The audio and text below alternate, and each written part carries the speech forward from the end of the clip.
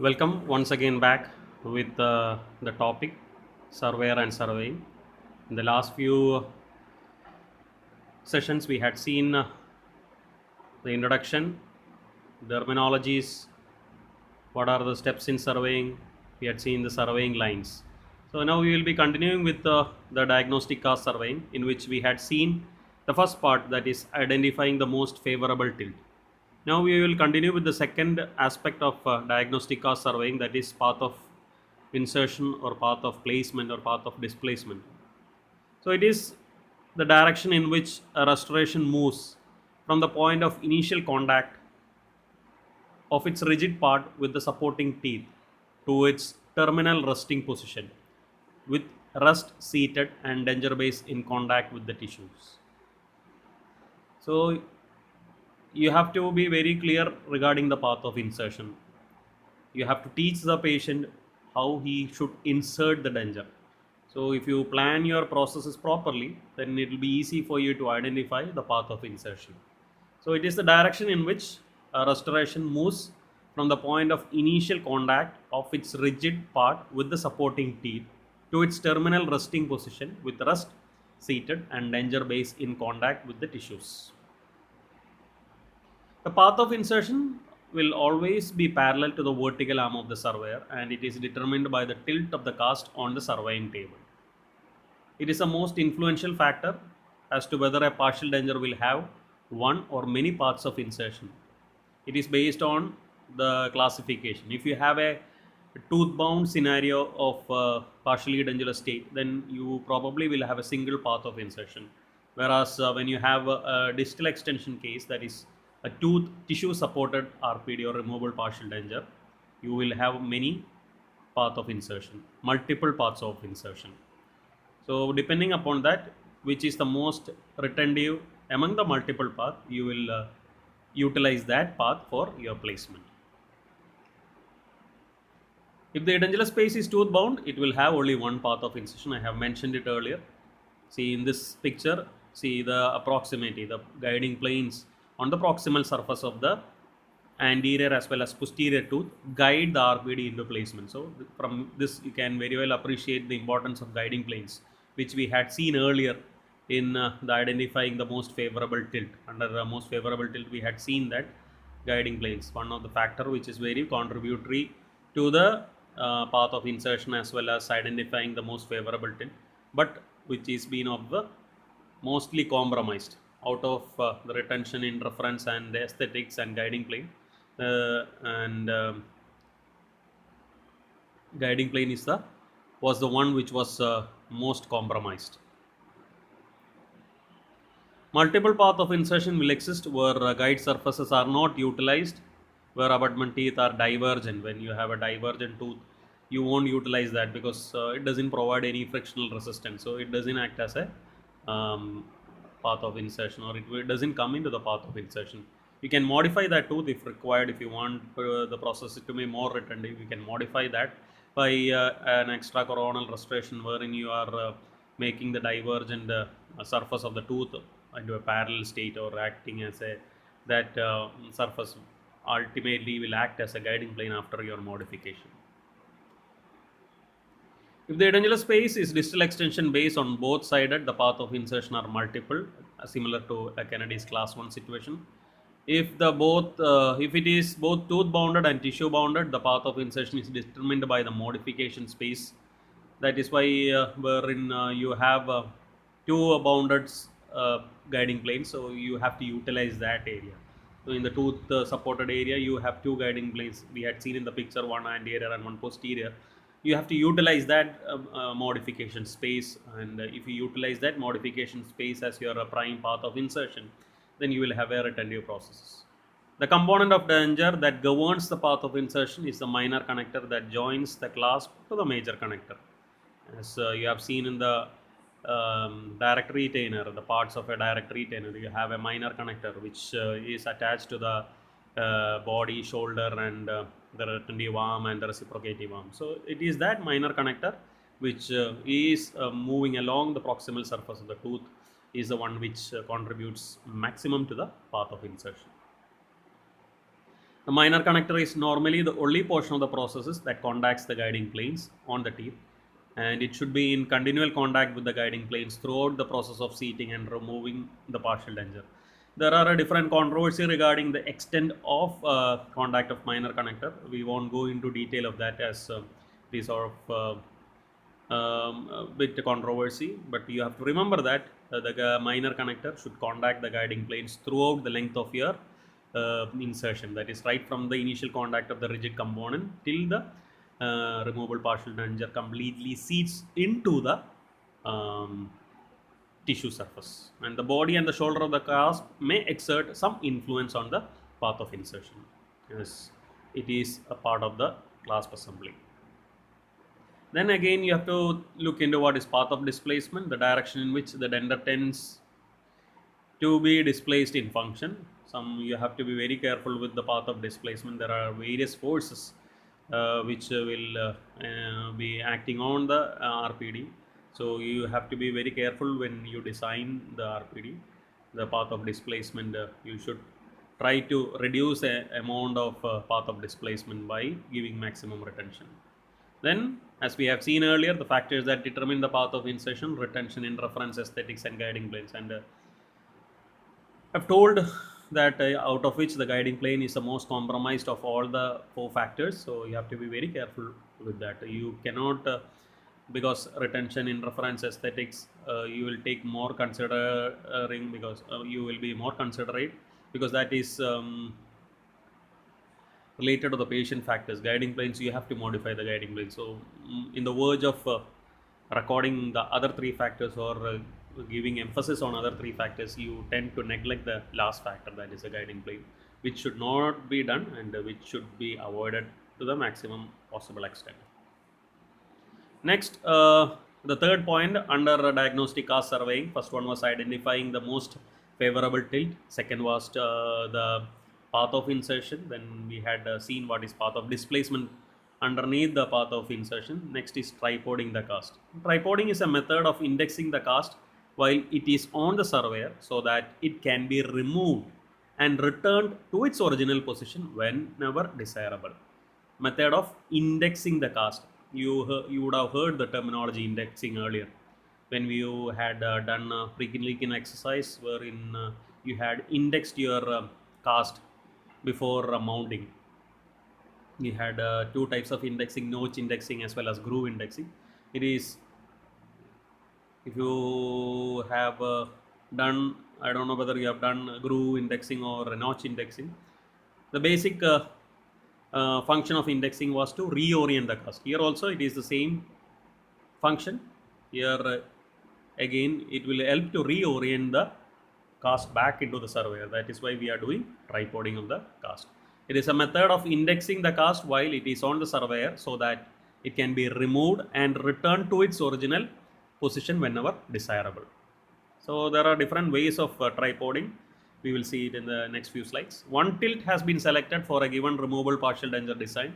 Then the tilt should be preserved so that it can be re-established accurately to the surveying table, and this procedure is called as tripoding. So first is tripoding GPD definition. This is another definition. You can remember any of the definition. The basic function of tripoding is to reorient the cast to the established position. That is what it is. So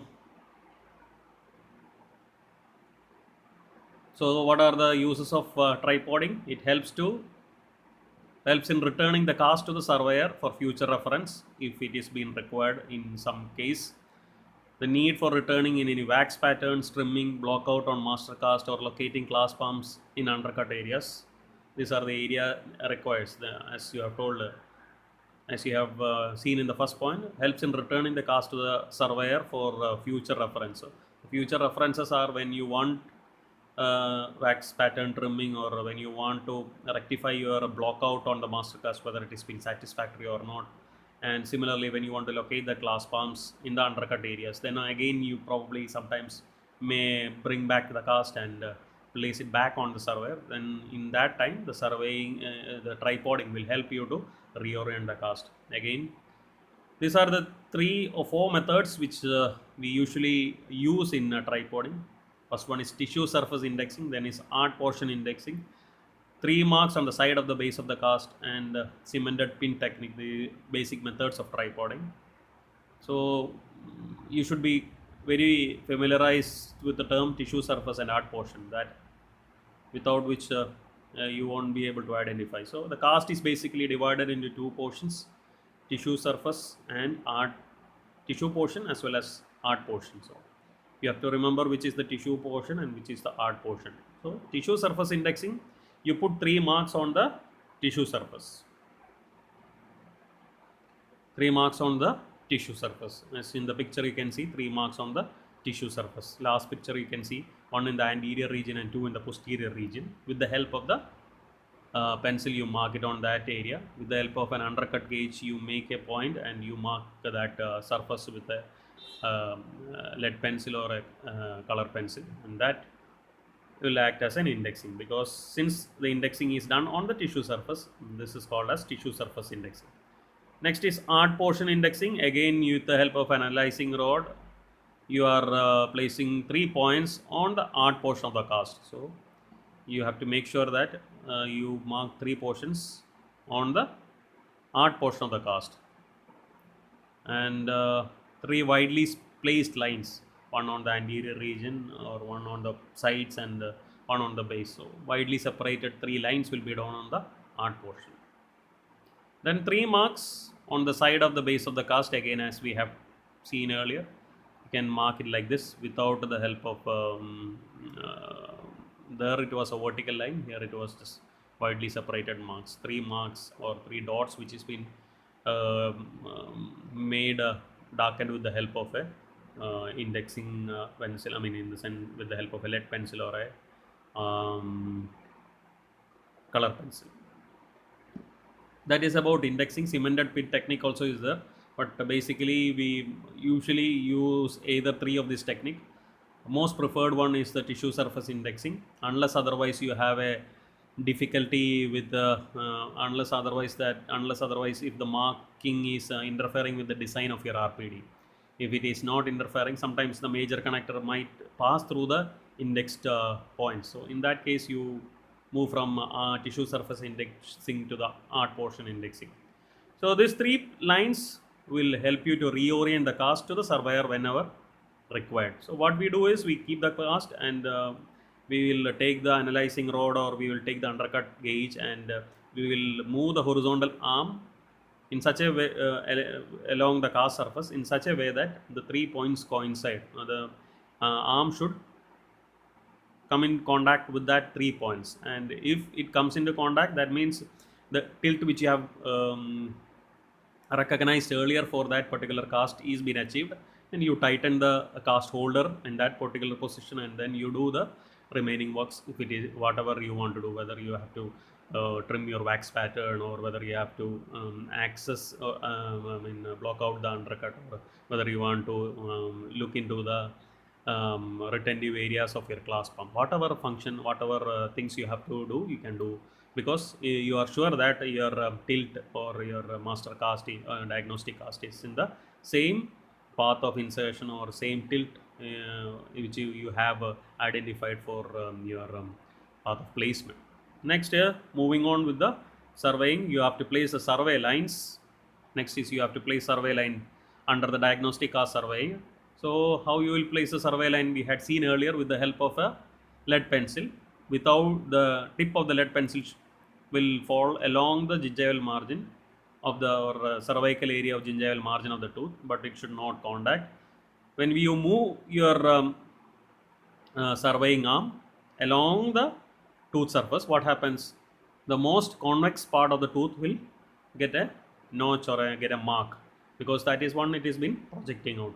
So as we had told earlier, in a surveyor, it usually the lead will be round in cross section, whereas in case of gel and go, you will have a what?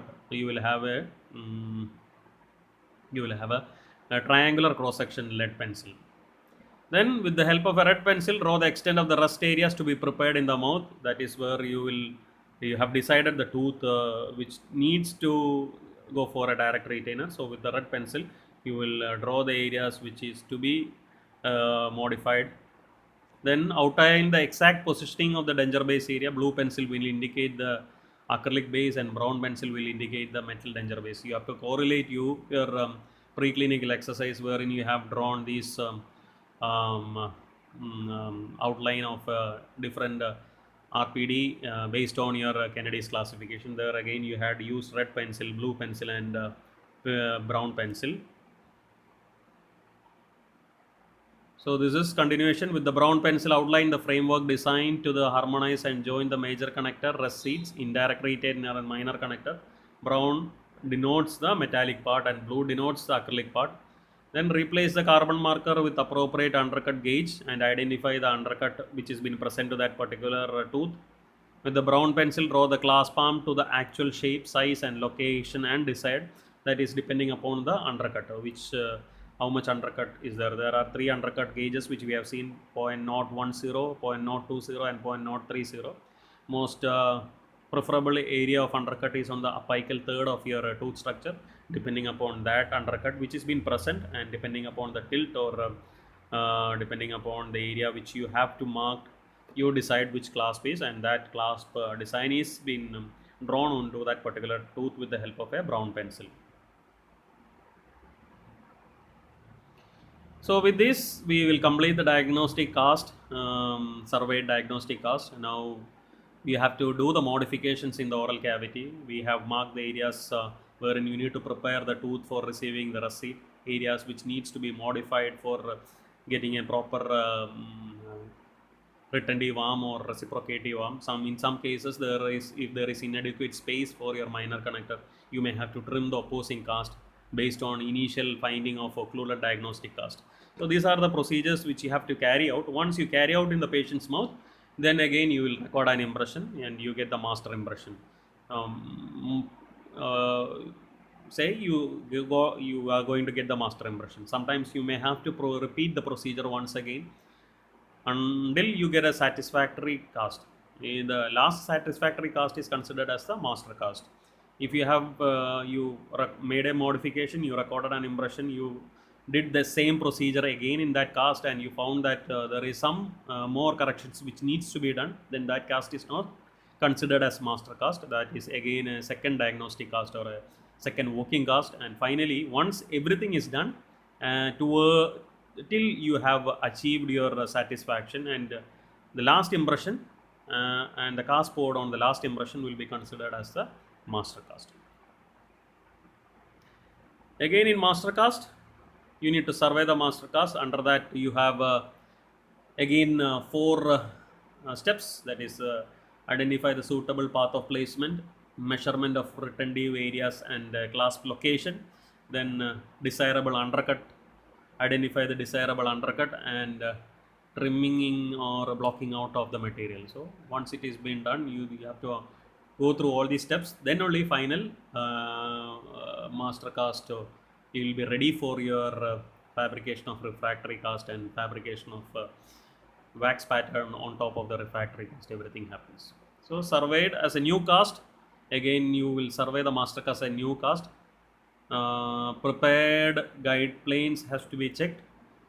The tilt has to be again made, because this is a new cast, so you cannot place back the cast in same way as you have done for the diagnostic cast. So entire procedure has to be carried out. Like you have a idea regarding what tilt you had given in the diagnostic card, but you need to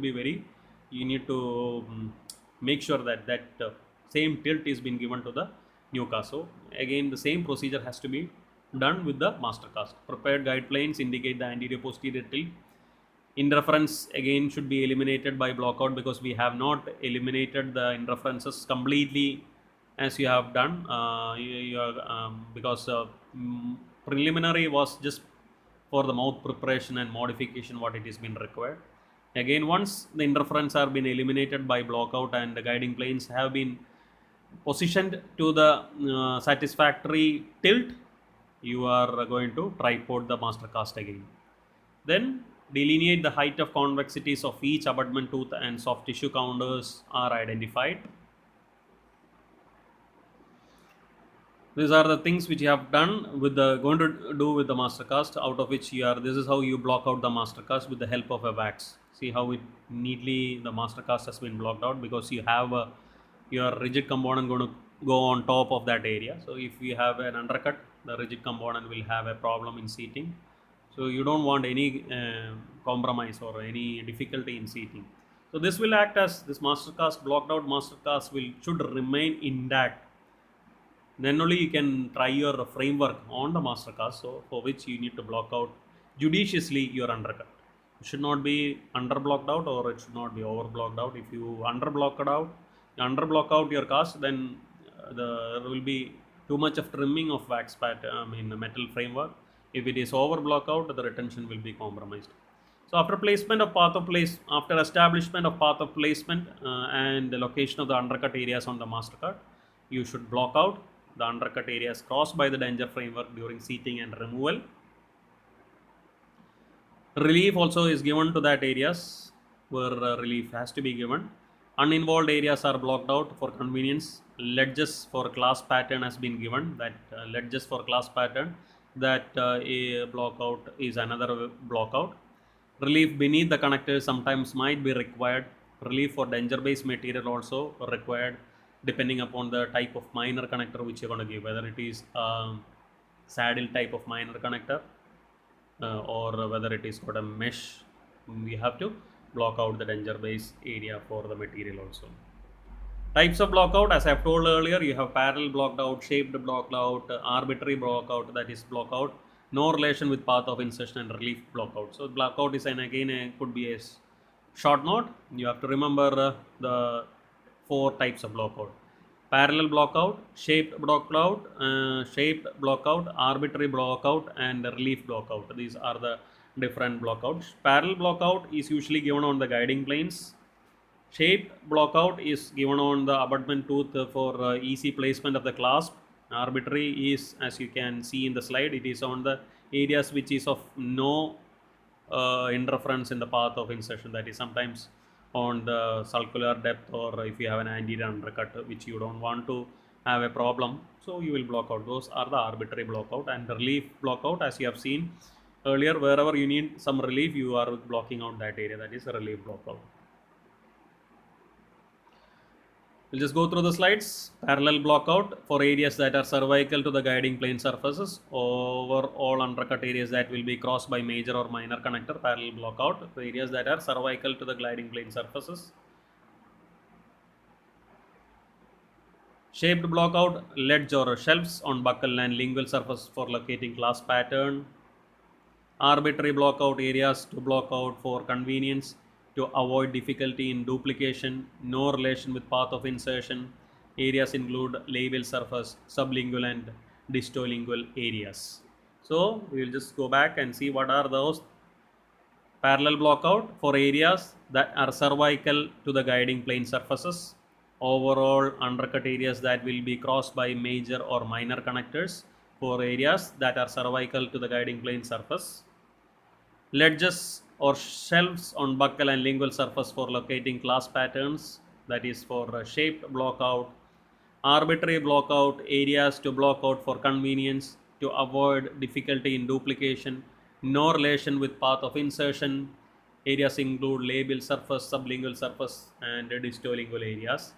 Then relief beneath the connectors to prevent tissue impingement, for attachment of danger base to the framework, as I have told earlier regarding the minor connector, whether it is a saddle type or mesh type. Sometimes you may have to give some kind of relief on that area so that the acrylic will go into that area.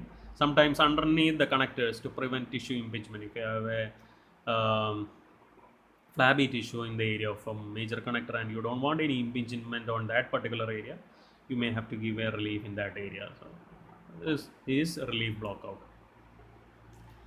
So moving on, the master cast for a removable partial danger is made following the completion of mouth preparation that was indicated from design drawn on the diagnostic cast.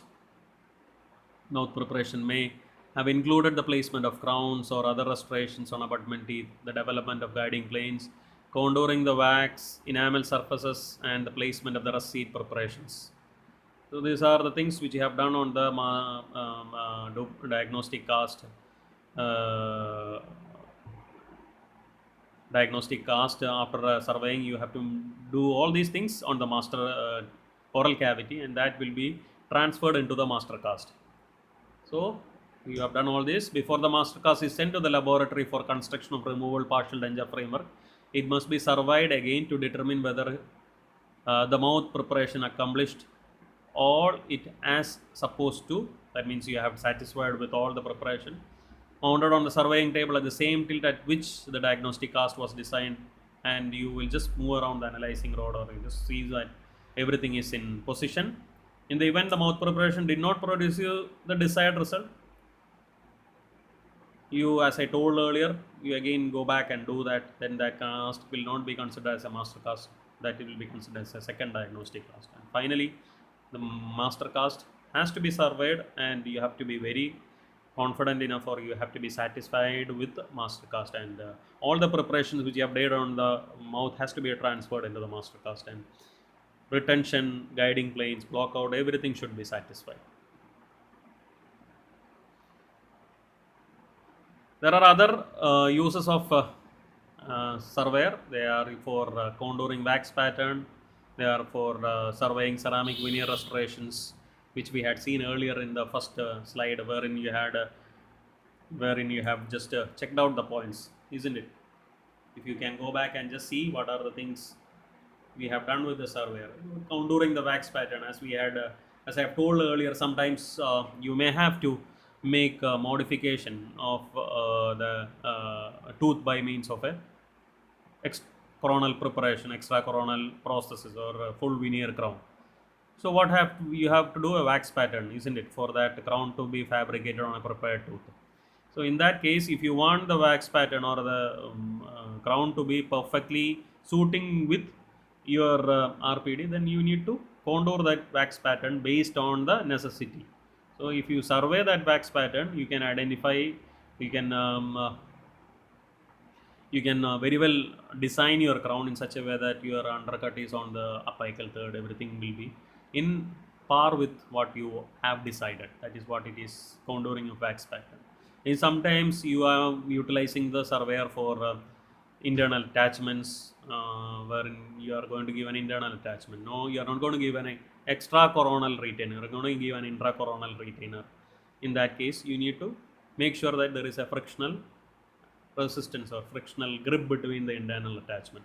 So in that case also you need to survey. These are the other functions of surveyor other than diagnostic cast surveying and master cast surveying. That is contouring the wax pattern, contouring the crown. Again, once your wax pattern is been made into a crown, again you need to survey the crown to see whether you have made it proper. If you are going to give a ceramic crown, you cannot survey your wax pattern completely. You are fabricating a metal coping, then you add a ceramic on top of the metal coping, then you get the ceramic crown.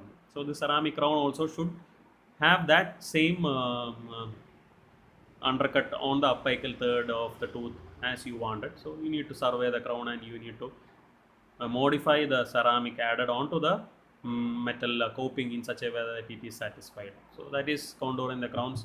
Again, placing the internal rust and placing internal attachment. In those cases also, sometimes you have to survey those things and place it.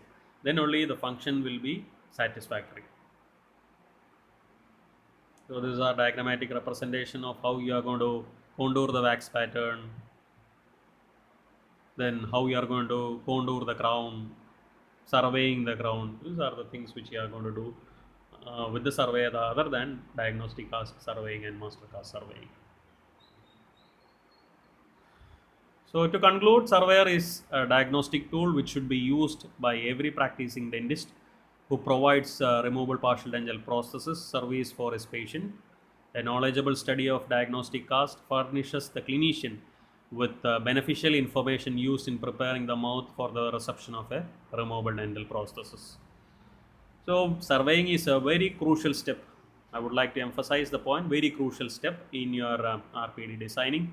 If you survey your cars properly and if you fabricate a processes on a properly surveyed cast, the insertion appointment will be a satisfactory as well as a pleasing appointment with you as well as your patient satisfied in all aspects, uh, like retention, aesthetic, stability, and even support.